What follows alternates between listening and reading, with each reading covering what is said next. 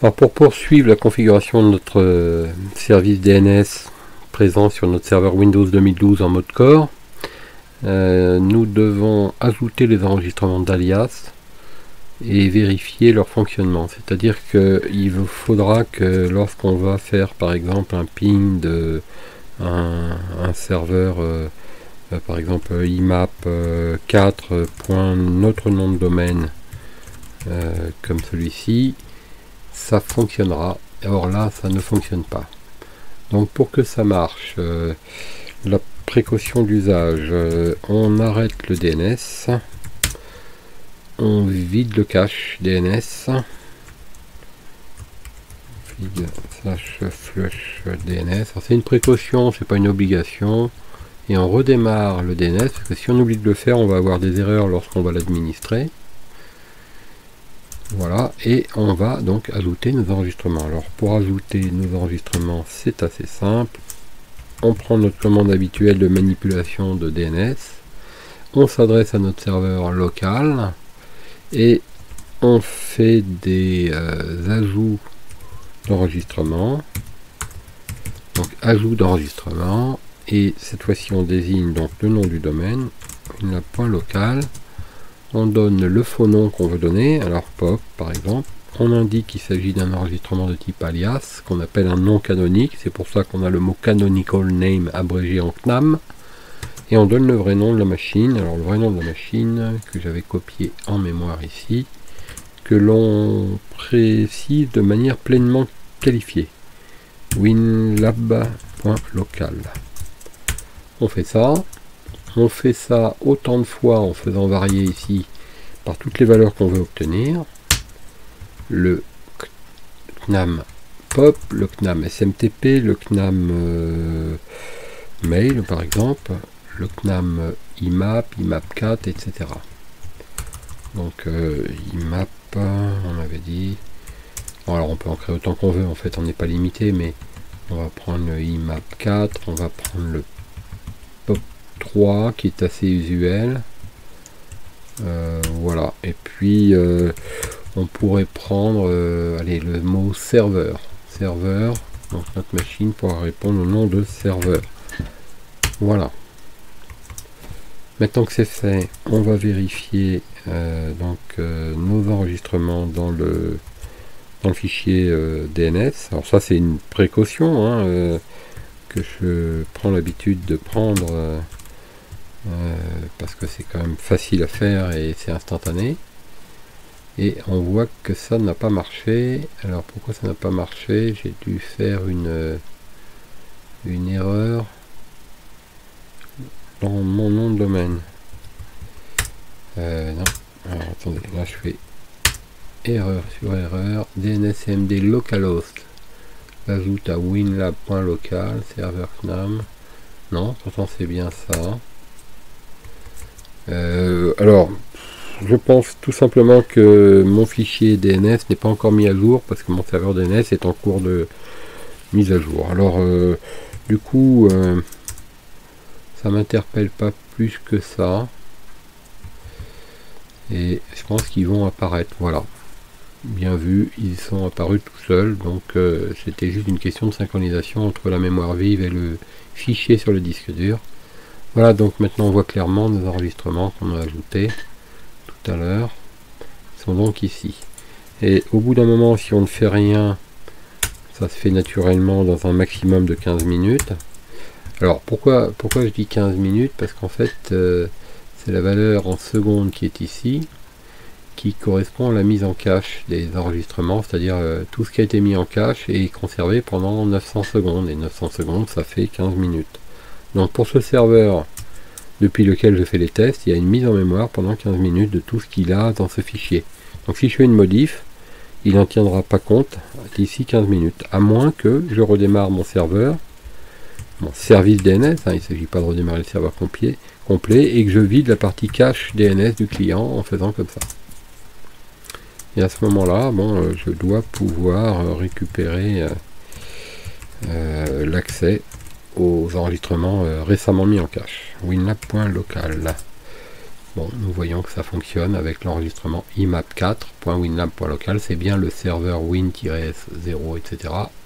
qui me répond.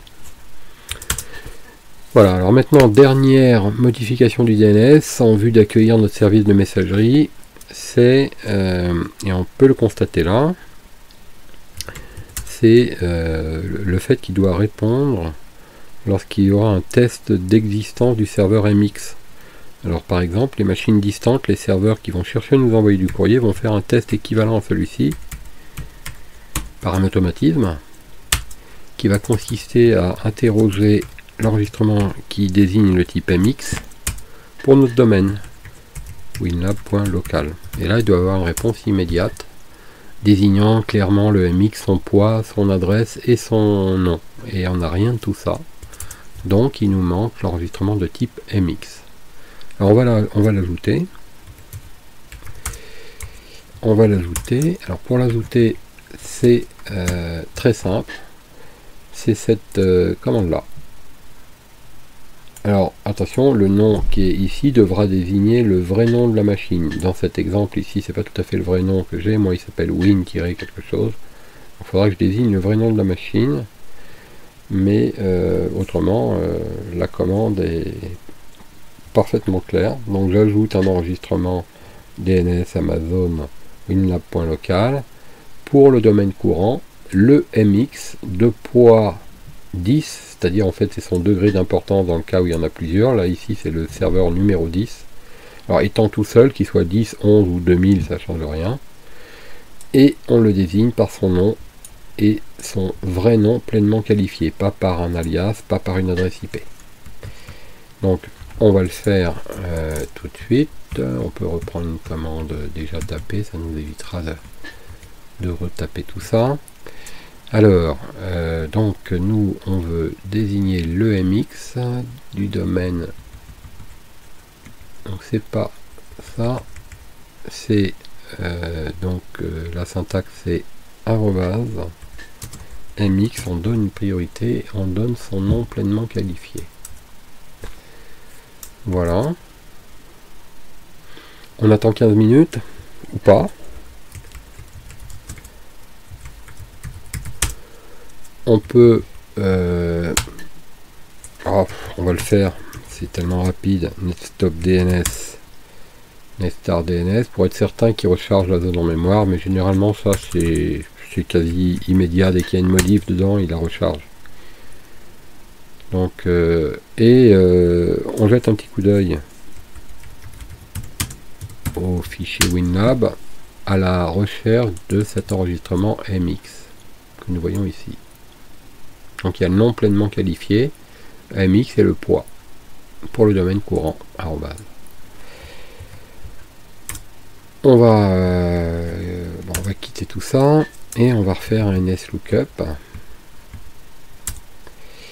On va faire un setType égale MX et on va interroger le fichier pour le domaine winlab.local.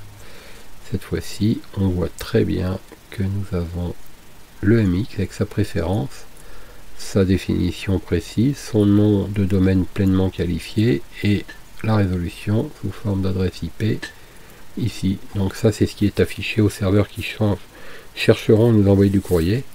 Et si cette réponse ne leur parvient pas en moins de 2 secondes, ils répètent plusieurs fois cette question.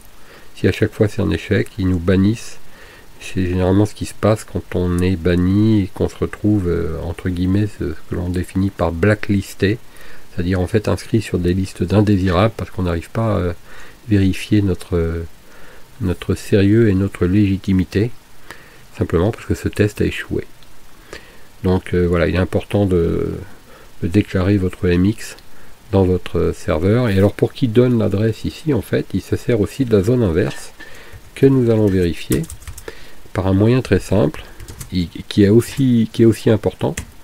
On fait un ping sur le paramètre -a et on donne l'adresse d'une machine qui est dans notre domaine. Nous on n'en a qu'une, il n'y a que celle-là. Dans notre domaine winlab.local, il n'y a que cette machine enregistrée. On ne connaît pas son nom, on fait un test, on a son nom. Et vous pouvez essayer, si vous ne mettez pas le -a, vous n'obtenez pas son nom. Alors évidemment, si vous faites ça sur le serveur lui-même, c'est pas très parlant, puisque la distance entre la machine et le serveur, elle est nulle. Mais même sur un réseau longue distance, c'est estimé à un délai de 1 seconde à 2 maxi. Au-delà de 2, c'est considéré comme non fiable. Le test est répété. Si effectivement après répétition de 3 fois, on a toujours le même mauvais résultat, on est considéré comme non fiable et à nouveau on risque d'être blacklisté. Donc je résume, un ping-a d'une adresse et une vérification du NSLOOKUP pour le MX, cette type égale MX pour notre domaine winlab.local. Tout ça, si on a une réponse immédiate, eh bien ça veut dire qu'on est fiable et on sera considéré comme tel. Voilà, donc à ce stade des opérations, on va conclure cette présentation en disant que notre DNS fonctionne, qu'il est peuplé de l'enregistrement de base permettant de résoudre le nom global de la machine, le nom complet de la machine, le nom global du domaine et le MX du domaine, ainsi que des alias qui sont respectivement POP, POP3, IMAP, IMAP4, SMTP.